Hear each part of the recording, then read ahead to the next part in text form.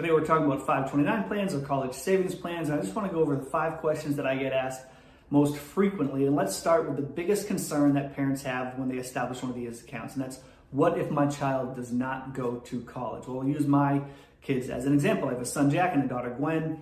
Both of them have 529 plans. Let's say that Jack, who is older, decides not to attend college.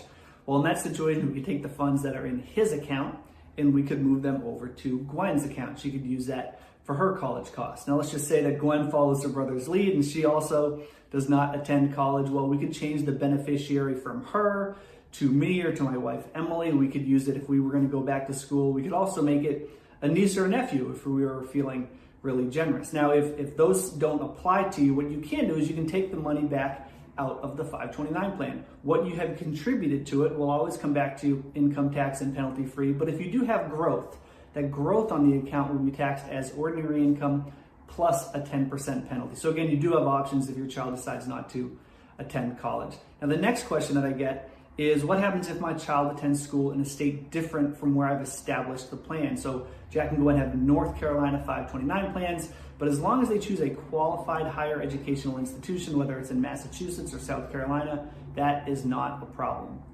The next question that I get is, well, I have 3 kids. Do I need 3 529 plans or can I just establish one? Well, each account has an account owner and 1 beneficiary. And so if you want accounts for each child, you're going to need 3 accounts. You can't have multiple beneficiaries on a 529 plan.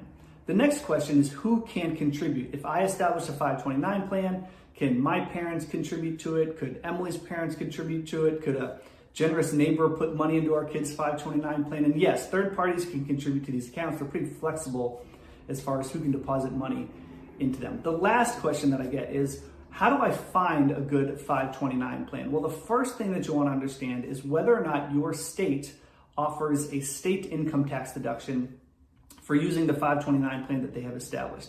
If they have, that's a pretty compelling reason to use your state's plan. Now, if they haven't and you're able to look outside of the state you live in, the first thing that I would focus on is fees. Make sure that you find a 529 plan that has really low fees, really low expenses. And a really good resource to help you pick out a good plan is Morningstar. And so if you Google Morningstar 529 plan rankings, you will see the 529 plans that they think highly of. They'll give you some of the pros and cons of using the different 529 plans. So again, these are the 5 questions that I get asked most frequently, but you probably have questions of your own. So if you do, please feel free to follow the link that you'll see in just a moment to schedule a time to chat with me at Beacon Wealth Care. Thank you.